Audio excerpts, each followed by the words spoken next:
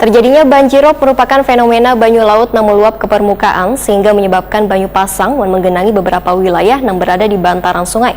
Menurut hasil pemantauan BMKG, banjirop diperkirakan akan melanda beberapa wilayah yang berada di dataran rendah di Banjarmasin mulai 3 sampai 9 Desember 2021.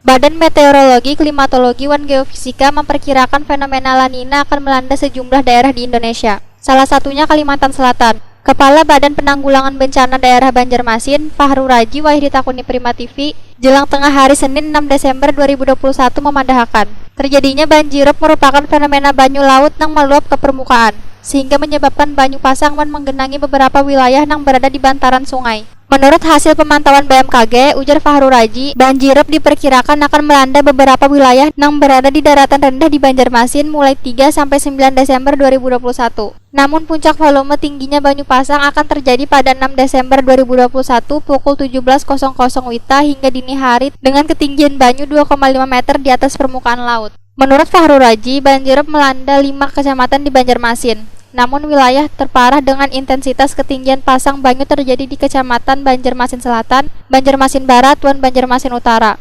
Sedangkan Banjarmasin Tengah dan Banjarmasin Timur hanya sebagian wilayah yang terendam.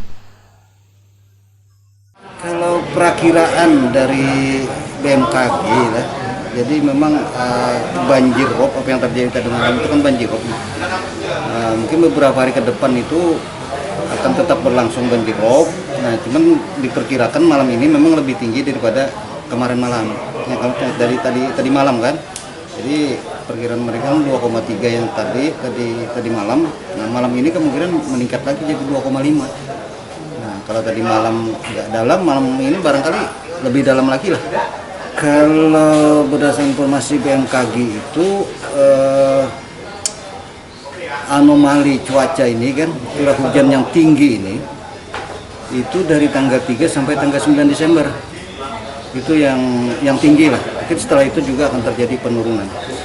Semua kecamatan, hampir semua kecamatan. Tapi yang paling parah kan daerah selatan, daerah Banjarmasin Barat, Banjarmasin Utara, tengah sebagian, kemudian timur juga sebagian. Fahru Raji menambahkan wilayah terdampak banjirop terparah adalah daerah yang berada di bantaran sungai dan di daratan rendah. Sedangkan wilayah yang berada di bagian timur cenderung aman walaupun banyu pasang namun tidak sampai masuk ke rumah-rumah warga.